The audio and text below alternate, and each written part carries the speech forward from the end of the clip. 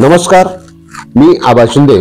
आपण बघत आहात माझ्यासोबत JNCC न्यूज आणि कॅमेरावर आहे मयूर सांगोळे, त्याचप्रमाणे सुमेध जिरवणकर.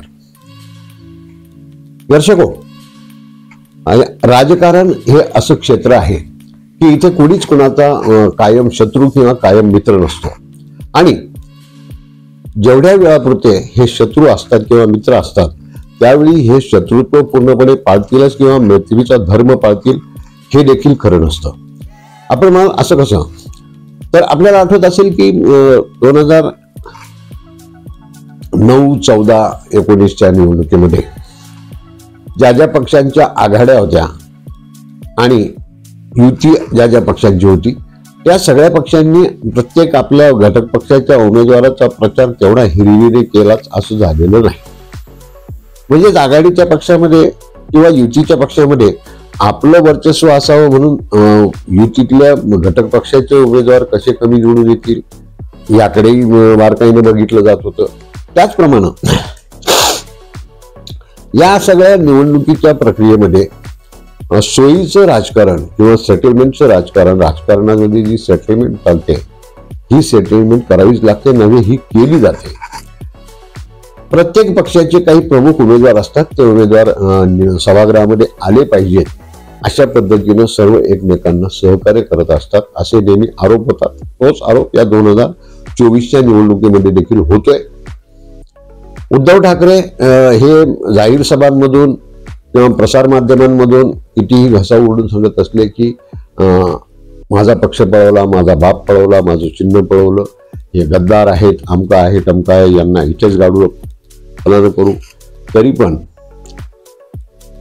कल्याण लोकसभा मतदारसंघ आणि नवी मुंबई लोकसभा मतदारसंघ या ठिकाणची उमेदवारी देत असताना इथे सोयीचं राजकारण केलं गेलं आणि सेटलमेंट केली गेली असा आरोप नवी मुंबईच्या भाजपनं केलेला आहे. कल्याणमध्ये मुख्यमंत्री एकनाथ शिंदे यांचे चिरंजीव निवडणूक लढवत आहेत, त्यामुळे त्या ठिकाणी उद्धव बाळासाहेब ठाकरे यांनी कमकुवत उमेदवार दिला आणि त्या बदल्यामध्ये नवी मुंबईतील राजन विचारे यांच्या विरोधामध्ये महायुतीच्या वतीनं एकनाथ शिंदे यांनी शिंदे गटाचा कमकुवत उमेदवार दिला असा आरोप नवी मुंबई भाजपाच्या कार्यकारिणीने केलेला आहे. नुसता आरोप केला नाही तर सगळ्या जिल्हा कार्यकारिणीने एक गठ्ठा आपल्या पदांचा राजीनामा तिथे दिलेला आहे. नेमकं काय म्हणतायत भाजपचे पदाधिकारी आपण ऐकूया. हे साठ्या लोटेचं राजकारण केलेलं आहे. त्यांचे जे चिरंजीव आहेत आदरणीय श्रीकांत शिंदे हे तिकडे कल्याणमध्ये उभे राहणार आहेत.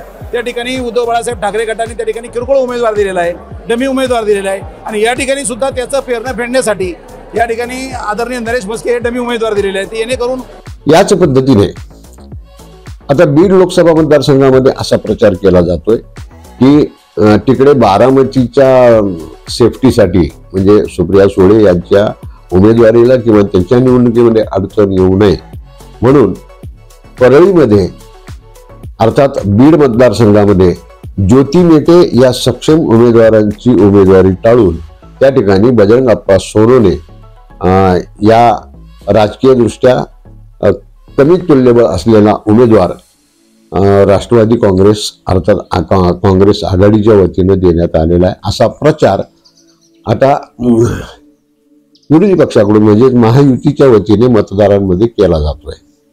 हे कितपत सत्य आहे यावर आम्ही काही भाष्य करणार नाही, कारण आम्हाला याची काही माहिती नाही. परंतु अशा पद्धतीच्या सेटलमेंट होत असतात आणि मग या सेटलमेंटच्या राजकारणाचे बळी या ज्योती मेटे आणि बजरंग बाप्पा हे ठरतायत का काय अशी शंका लोकांच्या मनामध्ये येऊ लागलेली आहे. कारण तसा प्रचार महायुतीच्या वतीनं बीड मतदारसंघामध्ये केला जातोय.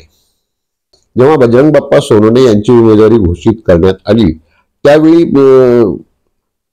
ज्योती मेटे यांची उमेदवारी का टाळण्यात आली, त्या एक सक्षम उमेदवार होत्या आणि ज्योती मेटे जर मैदानात असत्या तर पंकजाताईंचा विजय कितपत नक्की होता याबद्दल शंका व्यक्त केली जात होती. मात्र जरी बजरंग बाप्पा सोनवणे यांना उमेदवारी देण्यात आली, सुरुवातीला प्रचाराच्या सुरुवातीला बजरंग बाप्पा काहीसे त्यांची कॉन्फिडन्स लेवल कमी वाटत होती. मात्र आता प्रचार जसा वेग घेऊ लागलेला आहे तसतशी बजरंग बाप्पांची कॉन्फिडन्स लेवल देखील वाढताना दिसते.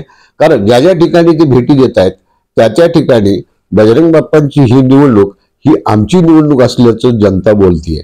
मतदारांमध्ये प्रचंड उत्साह आहे आणि बजरंग बाप्पांच्या उमेदवारीच्या माध्यमातून मतदारांना आपला उमेदवार मिळाला अशी भावना व्यक्त होत आहे. त्याचबरोबर वेगवेगळ्या घटक पक्षांचे पदाधिकारी आणि सकल मराठा समाजाचे सर्व कार्यकर्ते हे बजरंग बाप्पांच्या सोबत आहेत.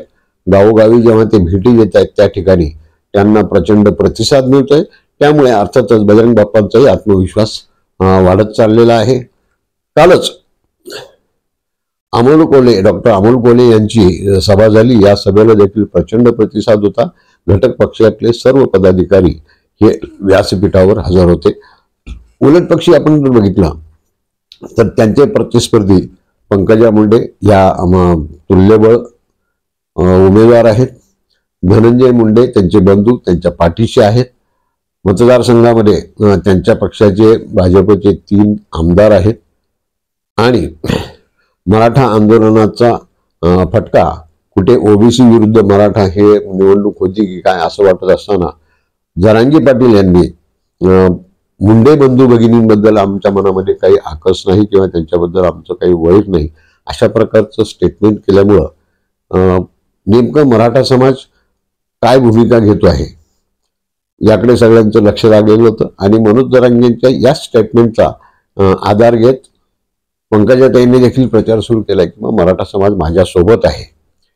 आणि इकडे सकल मराठा आंदोलनाचे सगळे पदाधिकारी हे बजरंग बाप्पांच्या सोबत असलेले दिसत आहेत. त्याचप्रमाणे लोकभावना त्यांच्या सोबत दिसतीये. पंकजा मुंडेंसोबत आमदार जरी असले तरी त्या आमदारांचे समर्थक पाठीराखे हे बजरंग बाप्पांना सपोर्ट करताना दिसत आहेत.